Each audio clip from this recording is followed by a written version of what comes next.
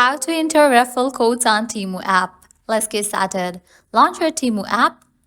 Make sure you have already logged into your account. You will land to the home page. Now at the bottom, you're going to find different options. Navigate to the option of View. Once you're in the U tab, head over to the option of Coupons and Offers. Now at the top, you're going to find this box. Over here, you can type in your coupon code, referral code and click on Apply. With that, the code will be applied. Likewise, clicking on the option of Use and Expired. In these pages, you're going to find the Use and Expired referral code and coupon codes. Likewise, another way to enter your referral code is, firstly, make your purchase. Select the items that you want to purchase and add those items to the cart. Then click on the option of Checkout. Once you land to the checkout page, provide your shipping address, then provide your payment method. And here you're going to find this section of Apply Coupon Code. Click on it.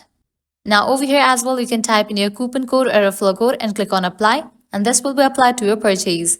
Well, this way you can easily enter referral codes on Temu app. At the end, if you guys find this video helpful, don't forget to like, share and subscribe to our channel. Thanks for watching.